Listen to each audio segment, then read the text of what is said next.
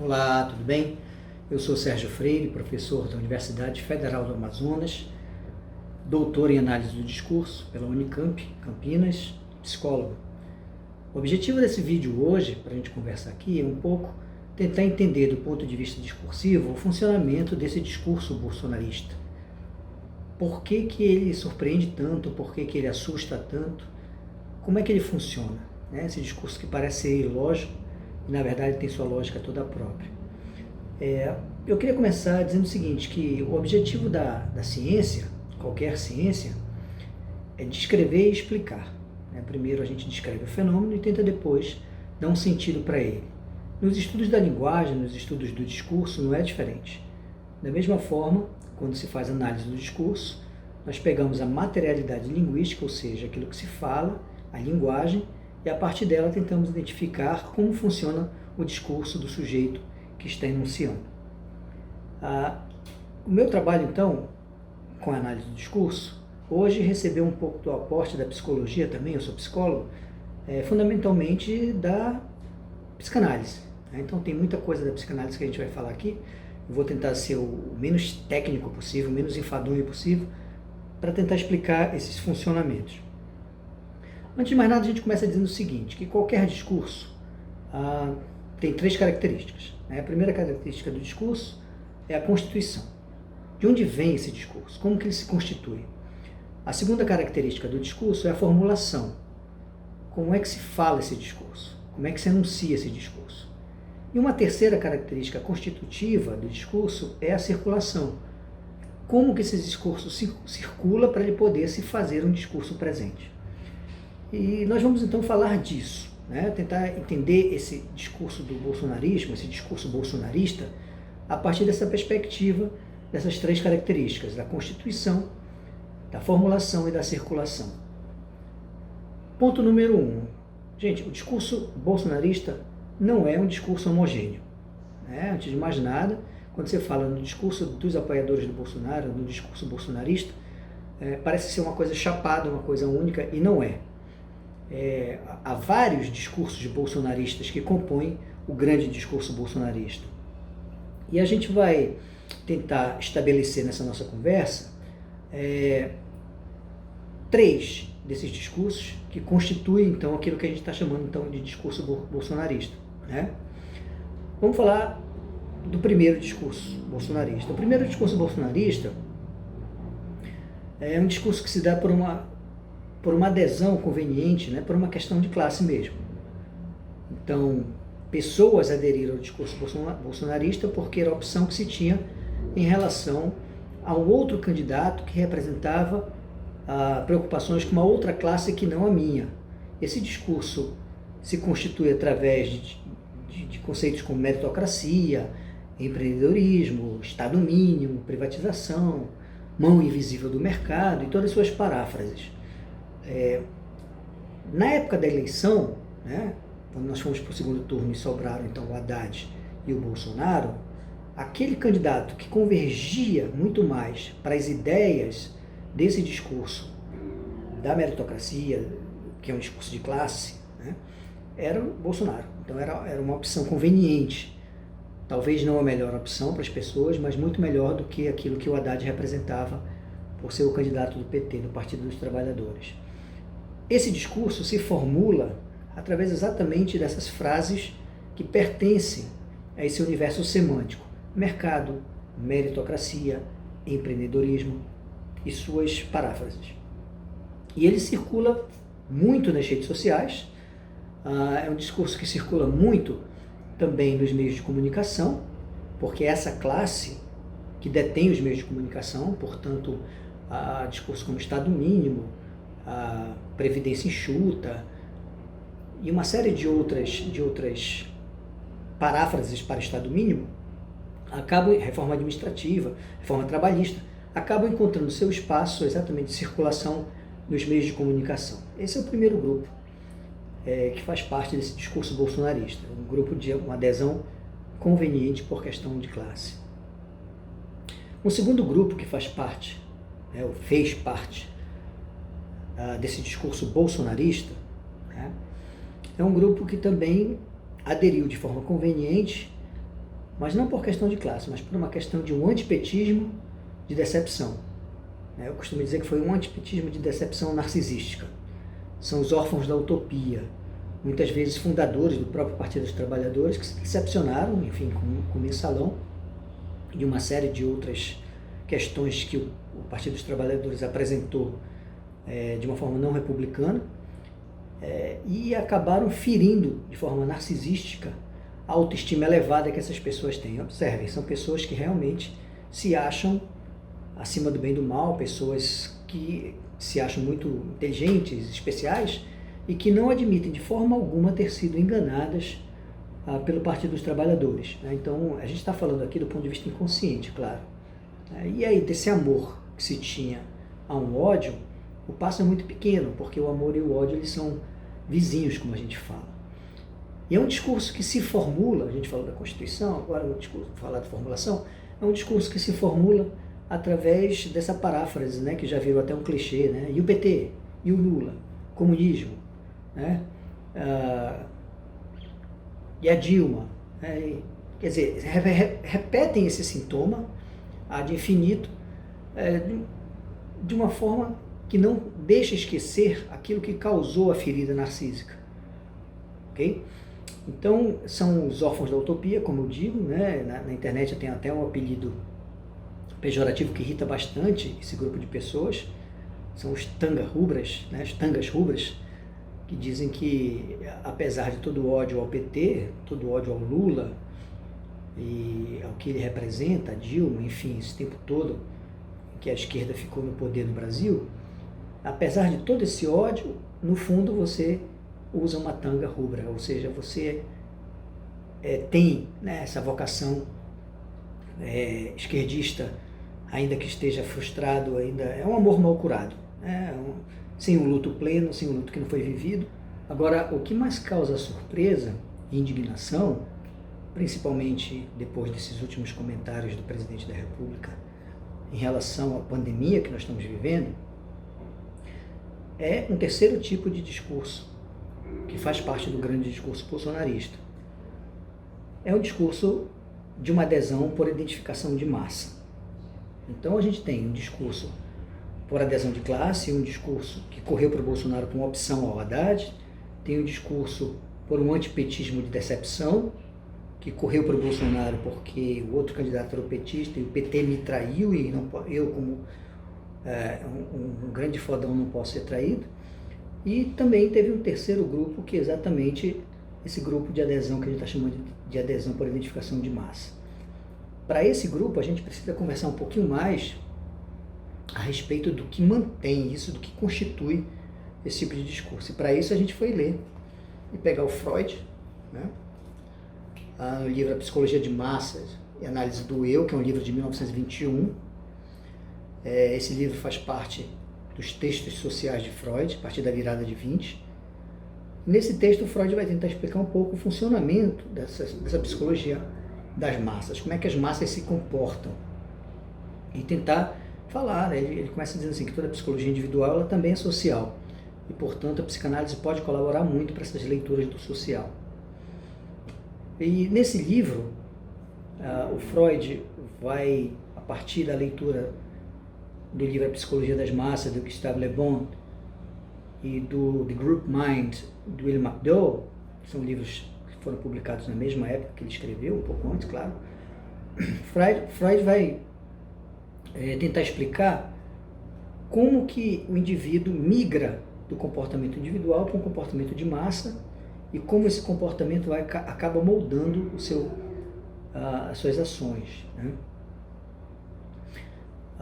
Para além da leitura que ele faz do Le Bon e do McDowell, ele traz para a questão uma coisa que para a psicanálise é fundamental, que é a questão da pulsão, a questão libidinal, do desejo. E quando a gente vai ler Freud, esse livro, o livro é tão atual que parece que ele realmente está descrevendo o cenário em que a gente vive hoje no Brasil. Eu vou ler muito rapidamente algumas passagens aqui, e vocês observem como a gente consegue identificar a atualidade do texto. Vamos lá.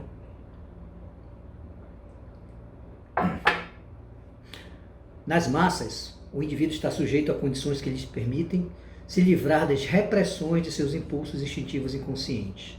Numa massa, todo sentimento, todo ato é contagioso. Outra. Pelo simples fato de pertencer a uma massa, o homem desce vários degraus na escala da civilização.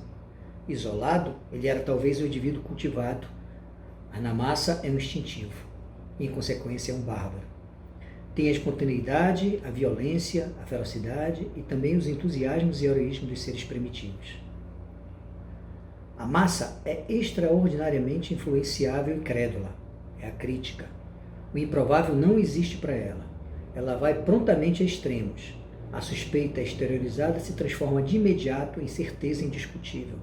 Um germe de antipatia se torna um ódio selvagem.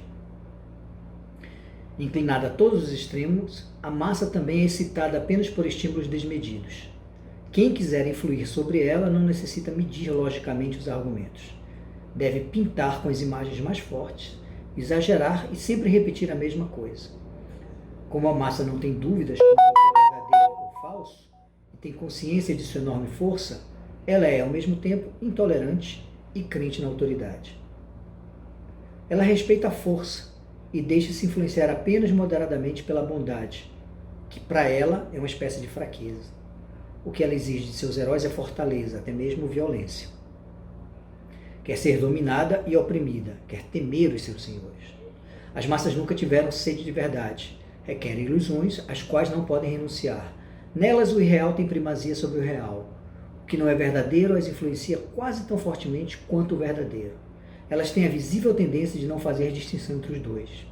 Assim, as necessidades da massa a tornam receptiva ao líder, mas este precisa corresponder a ela com suas características pessoais. Ele próprio tem de estar fascinado por uma forte crença, uma ideia, para despertar crença na massa. Ele tem de possuir uma vontade forte, imponente, que a massa sem vontade vai aceitar. Os líderes adquirem importância pelas ideias de que eles mesmos são fanáticos. A estas ideias, assim como os líderes, atribuem igualmente um poder misterioso e irresistível que eles chamam de prestígio. O prestígio é uma espécie de domínio que uma pessoa, uma obra ou uma ideia exerce sobre nós. Paralisa toda a nossa capacidade crítica, nos enche de espanto e respeito. Provocaria um sentimento semelhante ao do fascínio na hipnose. A massa é totalmente excitável, impulsiva, apaixonada, instável, inconsequente, indecisa e, no entanto, inclinada a ações extremas. Suscetível apenas às paixões mais grosseiras e sentimentos mais singelos. Extraordinariamente sugestionável, ligeira nas considerações, veemente nos juízos. Receptiva somente para as conclusões e os argumentos mais simples e imperfeitos, fácil de digerir e intimidar, sem consciência de si, sem autoestima e senso de responsabilidade, mas disposta a deixar-se arrastar pela consciência de sua força e cometer malefícios que poderíamos esperar somente de um poder absoluto e irresponsável. Ela se comporta, então, como uma criança mal educada e como um selvagem passional e desassistido numa situação que lhe é estranha. Nos piores casos, ela semelha mais um bando de bichos selvagens do que seres humanos. E por fim, ele diz, a massa nos parece desse modo uma reviviscência da horda primitiva, do grupo primitivo. Veja, nesses estudos, tanto do Le Bon, quanto do McDowell, quanto do Freud, todos eles trazem a figura do líder, né? E esse funcionamento do grupo é um discurso que a gente chama, na teoria do discurso, de discurso autoritário, porque é um discurso que não permite reversibilidade. Você tem o líder, você tem os liderados, e os liderados obedecem o líder, os liderados acreditam no líder, os liderados fazem do líder o seu espelho. Exatamente o funcionamento do discurso religioso, por exemplo, exatamente o discurso hierárquico do exército, por exemplo. E não é à toa que o Freud, no livro, fala exatamente do exército e da igreja como exemplo quando vai tratar desse assunto. Então é o líder que dá o tom para esse movimento da horda, da massa. Um autor pós-freudiano, né, Wilfred Bion, também abordou a questão dos grupos, do que ele chamava de mentalidade de grupo. Ele diz o seguinte, que os grupos eles trabalham a partir de pressupostos básicos que obedecem à lei do inconsciente. Exatamente essas fantasias grupais, né? Que fazem, que sustentam o grupo, que dão liga para o grupo. E aí você vai ter 3 tipos de líderes. Né? Diferente do Freud dizia que o líder fazia a massa funcionar de determinada forma. E o Bion diz o seguinte, não. Né? O líder surge a partir da necessidade da massa. E aí você teria 3 tipos de líderes. O líder que causa dependência, de certa forma, numa relação simbiótica, né? É o líder que vai satisfazer as necessidades do grupo, esse grupo que segue passivo, é um tipo de líder. O outro líder é um líder que provoca o sentimento de luta ou fuga, ou seja, o grupo tem a convicção de que tem um inimigo e esse inimigo precisa ser destruído, ou a gente ataca esse inimigo, ou a gente evita esse inimigo. E o líder sempre desse tipo de grupo tem algumas características paranoides, né, de perseguição e tirânicas ao mesmo tempo, meio caudilho. E o terceiro tipo de grupo, de líder de grupo que pode surgir é o líder exatamente que vem a partir de um pareamento, né, um líder místico. Então você pode ter um líder do qual você depende, um líder paranoico, né, com o qual nós temos que ajudar a lutar contra o inimigo, e um líder messiânico. Então essas são as 3 possibilidades aí, e não necessariamente separadas. Você pode ter uma conjunção desses 3 tipos de líderes, e não é à toa que a gente está falando aqui do Bolsonaro como alguém que é um amálgama um pouco desses 3 tipos de líderes dos quais o Bion fala. Então é isso. Veja, quando a gente fala do discurso bolsonarista, a gente faz a primeira observação de que ele não é homogêneo, né? De que ele pode ser um discurso de pessoas que aderiram por uma questão de classe e conveniência, para fugir do Haddad, que representava a outra classe no imaginário.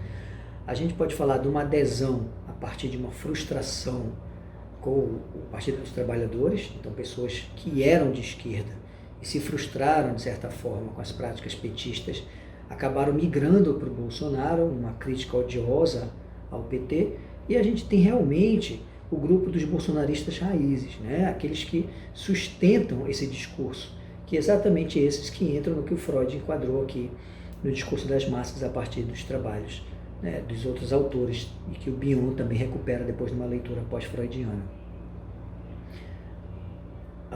Se o Bolsonaro é esse líder, a gente precisa entender que o líder, dentro dessa lógica, dessa perspectiva sobre a qual nós estamos analisando esse comportamento, o líder é aquele que dá a direção, né? O próprio nome diz, líder, é aquele que lidera, que leva. E aí a gente precisa pensar um pouquinho no que o Bolsonaro representa do ponto de vista de subjetividade. Né? Quem é o Bolsonaro? Freud dizia que é muito arriscado a gente dar diagnósticos sem fazer análise da pessoa mesmo, né? Mas o Bolsonaro é uma figura pública e seus atos públicos nos autorizam a fazer algumas hipóteses do ponto de vista da psicopatologia. Ele apresenta algumas características que nos permitem hipotetizar que é alguém que sofre de um determinado transtorno de personalidade paranoide. Ele tem mania de perseguição, né? E pacientes com transtorno de personalidade paranoide, eles desconfiam dos outros, eles supõem que os outros pretendem o tempo todo prejudicá-los, enganá-los, mesmo quando não tem nenhuma justificativa para esse tipo de sentimento.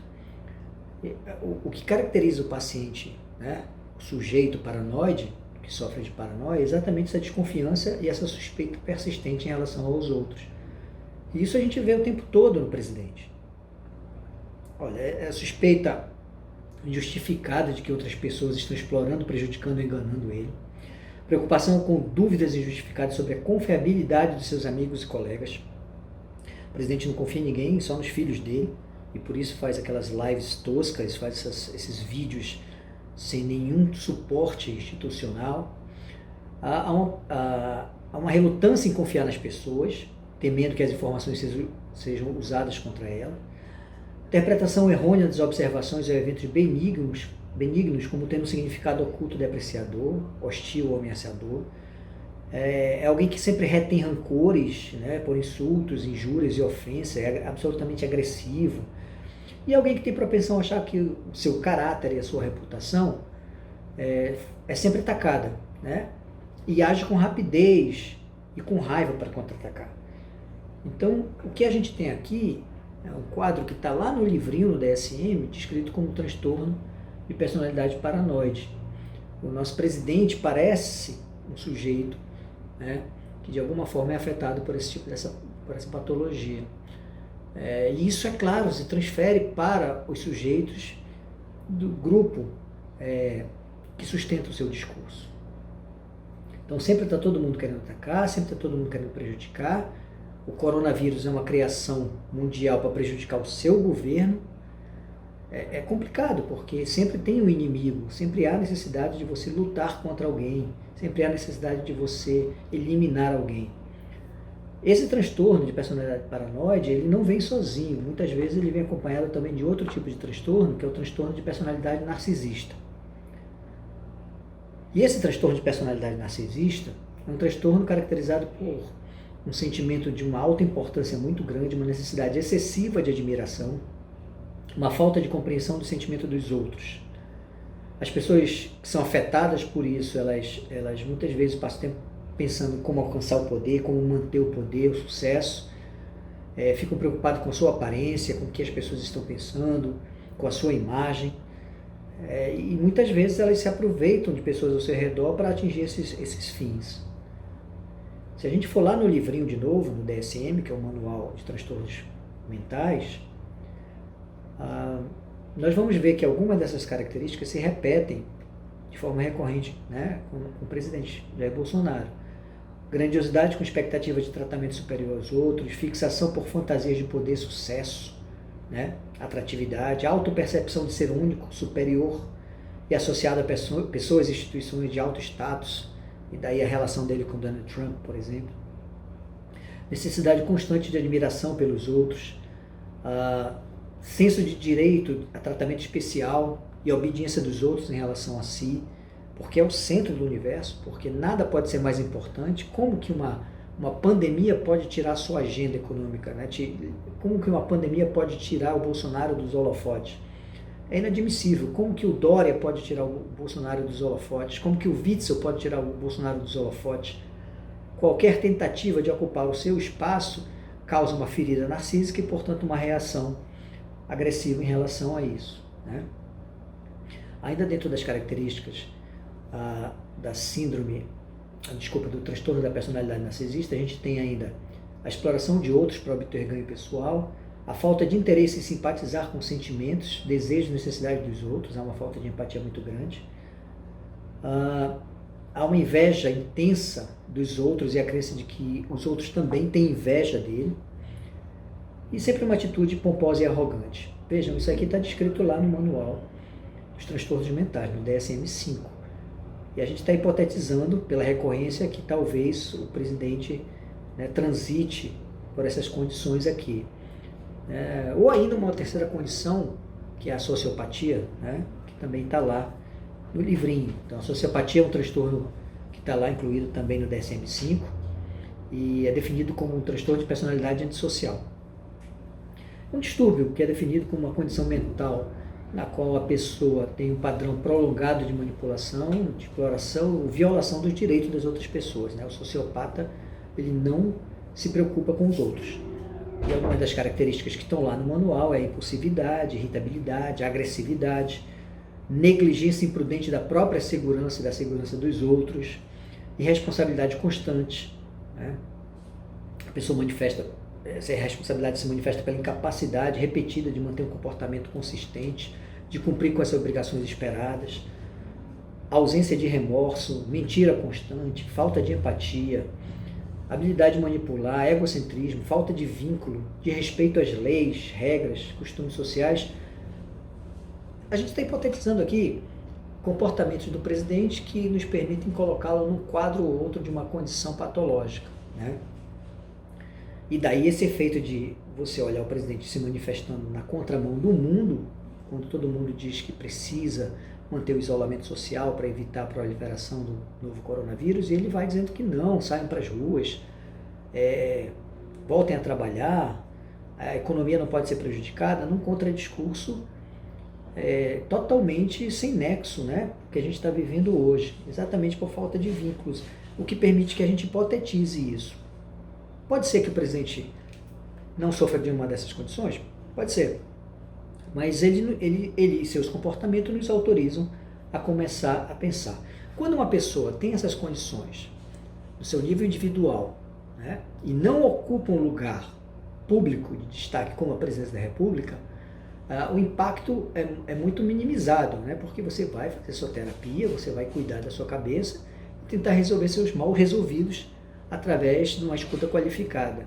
No caso do presidente, é muito mais grave, porque ele é um role model, ele é uma figura modelo, uma figura padrão, que ele está dizendo ali as coisas que ele diz do lugar de onde ele enuncia, acabam tendo impacto no comportamento geral das pessoas, né? Então, tenha ele algum tipo de transtornos que foram mencionados aqui ou não, de qualquer forma, né, o que ele fala tem um efeito. Ele é presidente, ele é uma figura de autoridade, ele é o líder da Horda Primeva, desse grupo primitivo que se aliena, né, em função desse discurso que é posto para eles. A pergunta é, por que o indivíduo, então, se aliena no grupo? Né? A psicanálise diz o seguinte, que a gente tem o ego e a gente tem o ideal de ego. O ideal de ego é aquilo que a gente gostaria de ser e não é. Quando a gente abandona o ego em função do ideal do ego, né, a gente se aliena. E alienar, do latim, alienare, significa abrir mão de. A gente abre mão da própria subjetividade. Então, o ideal do ego é isso. Você tem uma identificação positiva com uma figura de autoridade. E aí abandona seu próprio comportamento individual. E aí, olha, não interessa grau de escolaridade, não interessa formação, o funcionamento inconsciente. Como o funcionamento inconsciente é uma quebra da razão, e o efeito para quem está de fora é de incredulidade. Como que uma pessoa estudada, como que um professor universitário defende esse discurso? Porque a razão não é uma razão formal, não é uma razão dialética, é a razão do inconsciente. E a razão do inconsciente tem sua própria forma de funcionar. Eu dei essa grande volta, né, teórica até, para falar dessa motivação inconsciente. É o inconsciente que motiva e é a ideologia que organiza em discurso. Né, e o discurso transforma isso em palavras. Então, o que é dito, o que a gente vê falado ou digitado ou compartilhado em redes sociais é a ponta do iceberg de todo um funcionamento subjetivo que começa bem antes.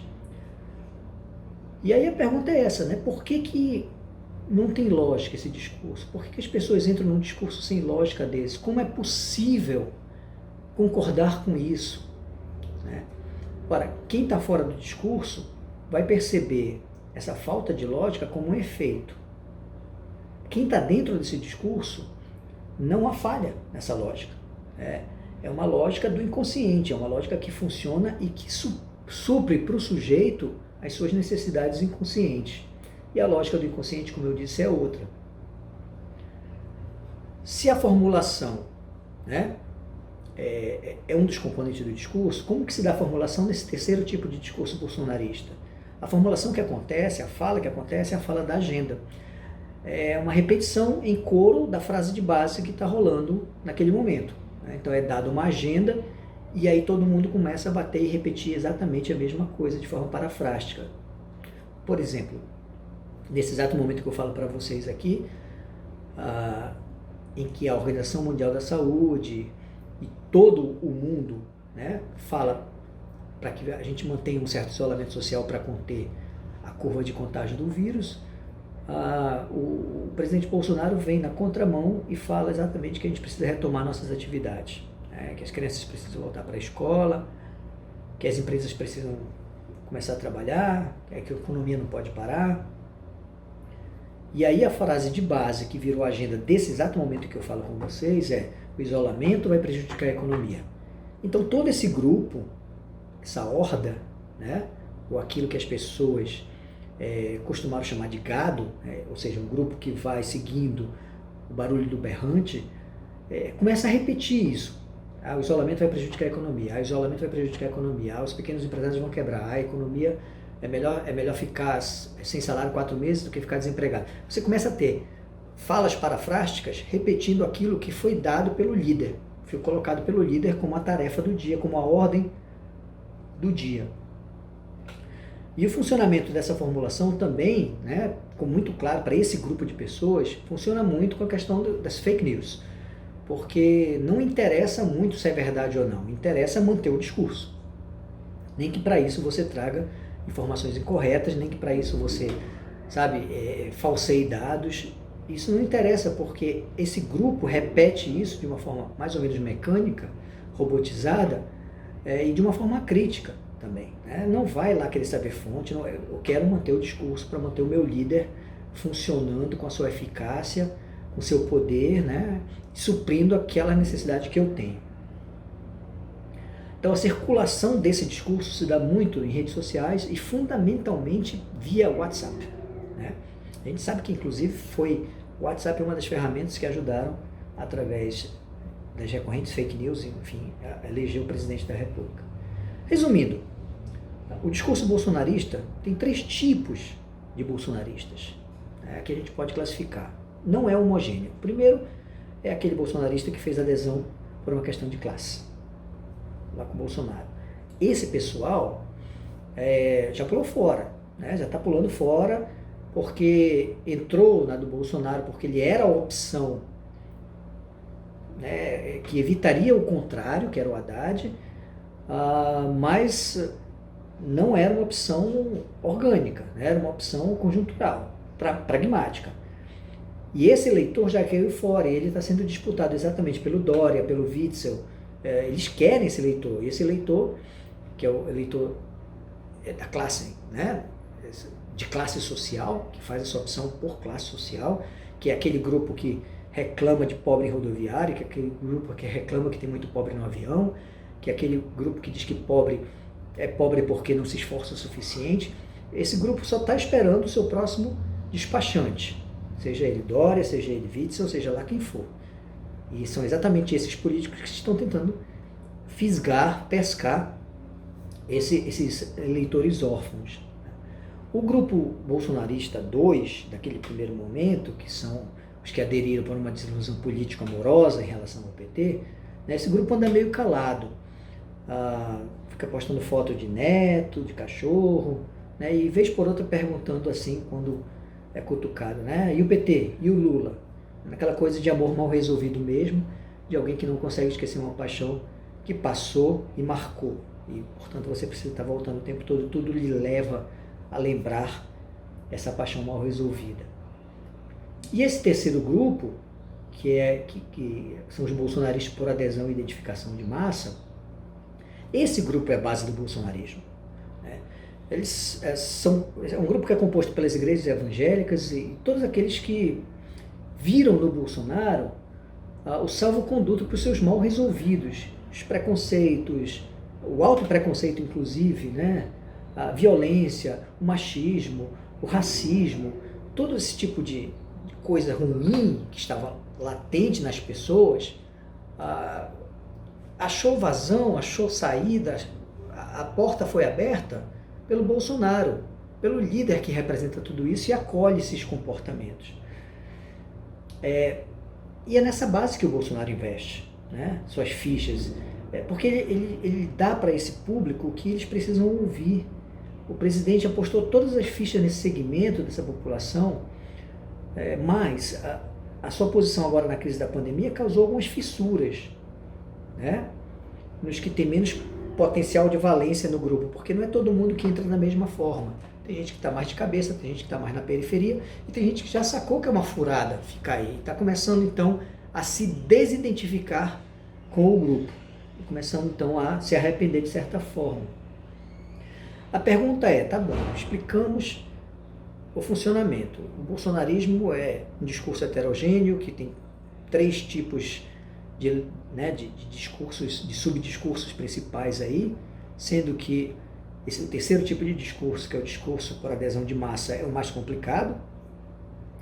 Ok, explicamos, mas como é que a gente sai desse lodo? Como é que a gente lida com tudo isso, né? Penso eu que a saída é a organização das forças políticas para levar esse bolsonarismo para a margem do processo de novo, porque hoje ele está protagonizando, né? E esse protagonismo é danoso socialmente. Convencer esse tipo de bolsonarista é muito complicado, é malhar em ferro frio. Há uma certa impermeabilidade cognitiva que prejudica a ressignificação. É difícil essas pessoas entenderem quando nós chegamos com a lógica formal ou com uma lógica dialética, porque a lógica deles é a lógica do inconsciente, que funciona de uma outra maneira. É muito complicado, é muito difícil. Então a nossa energia, ao invés de ficar batendo de frente, que isso é muito pouco produtivo, deve ser canalizada para a gente reorganizar as forças políticas para tentar recuperar o cenário político nessa correlação de forças. É isso que a gente precisa fazer. E a política, ela é a arte do impossível, né? Já diriam os políticos mais tradicionais. Às vezes a gente precisa perder no varejo para ganhar no atacado. Às vezes a gente precisa dialogar e superar as diferenças. Então não dá para nós, nessa altura do campeonato, deixarmos de acolher aliados, ainda que com algumas diferenças, ainda com alguma divergência, mas que convergem conosco em relação ao desmonte desse discurso bolsonarista, que é um discurso socialmente prejudicial. A gente precisa, às vezes, ajudar a subir uma parede de madeira com a qual a gente não concorda, para ajudar a derrubar depois, do que deixar subir a de cimento e de concreto, cuja demolição vai dar muito mais trabalho, vai ser muito mais complicada, se vocês me entendem a metáfora. Michel Foucault dizia uma coisa muito interessante, ele disse assim: resistência que não produz nada não é resistência, é revolta pura e simples, isso é desperdício de energia. Resistência, o poder produz, dizia o Foucault, né? E a produção passa por produzir resistência, a resistência passa por produzir movimento. Então, se a gente não se movimentar, se a gente não se organizar politicamente para ocupar esses espaços, diminuir esse espaço desse discurso bolsonarista, que é um discurso que tem uma motivação inconsciente, mas que se transforma numa ideologia de extrema direita, dentro da classificação do espectro político, se a gente não se organizar para ocupar esses espaços, esse discurso vai crescer, esse discurso vai dominar, e esse discurso não é um discurso de superação democrática, esse discurso é um discurso de supressão, é um discurso que quer eliminar o outro, é um discurso que quer apagar o outro, seja a mulher pelo feminicídio, né, seja o outro político através de práticas fascistas e de perseguição. Isso a gente não quer para a democracia, mas é isso que está acontecendo nesse país. Então a gente precisa se organizar para ocupar esses espaços políticos. Eu acho que esse é o nosso desafio, é se perguntar qual é a parte que nos cabe para mudar esse estado de coisas. E enquanto a gente pensa nisso, né, a gente precisa ficar em casa nesse momento, a gente precisa cuidar dos nossos queridos, a gente precisa manter o isolamento social, porque isso não é opinião, isso é fato científico, e esse discurso desse bolsonarismo, né, de massa, é um discurso que questiona a ciência, que questiona a universidade, o conhecimento, e o conhecimento e a ciência têm mostrado para a gente que hoje, nesse exato momento, nós precisamos ficar em isolamento social. Essa é a nossa melhor aposta contra o novo coronavírus, e a gente precisa aproveitar esse momento para refletir sobre várias coisas, inclusive por que esse discurso bolsonarista está tomando tanto espaço, por que está ganhando tanta vida, né? Por que tantas pessoas entram nisso. E aí a gente, nessa pincelada aqui, começa a entender, por exemplo, por que alemães apoiaram o nazismo, por que alguns italianos apoiaram o fascismo, porque alguns brasileiros apoiam Bolsonaro com suas práticas de extrema-direita, por motivações inconscientes, né? Eu tentei pincelar aqui, é claro que muitas outras coisas podem ser ditas, é claro que esse é um recorte de interpretação e outros recortes de interpretação podem ser trazidos para cá também. Esse é um recorte que cruza um pouco a análise do discurso material francesa, né, começada por Michel Pechet na década de 60, esse aporte com a psicanálise. Então é uma leitura a partir de determinado aporte teórico, outras leituras são possíveis. Se você se interessa por isso, tem o meu livro, Análise do Discurso, Procedimentos Metodológicos, tem lá na Amazon. Lá no livro eu falo um pouquinho o que é essa análise do discurso e como é que ela funciona. E é exatamente essa análise do discurso que foi a base da minha conversa aqui com vocês, né? Então, de onde vem esse bolsonarismo? Ele vem de alguns lugares. Tem alguns bolsonarismos que estão se derretendo e tem outros que estão, pelo contrário, estão cada vez mais se recrudescendo, e a gente precisa, como sociedade, se manifestar, a gente precisa, como sociedade, começar a desconstruir esse tipo de comportamento, porque ele é um comportamento que exclui, ele não é um comportamento que inclui. E qualquer política excludente, que exclui o social, ela é muito perniciosa. Era isso que eu tinha para colocar para vocês. Eu espero que vocês gostem, né? É uma discussão teórica, fundamentalmente teórica, mas que ajuda a explicar um pouquinho para a gente por que a gente sim, fica tão indignado, né? Sem entender por que esse discurso funciona do jeito que funciona. É porque ele está sendo alimentado com o alimento do qual o sujeito precisa, ainda que de forma inconsciente. É isso, até a próxima.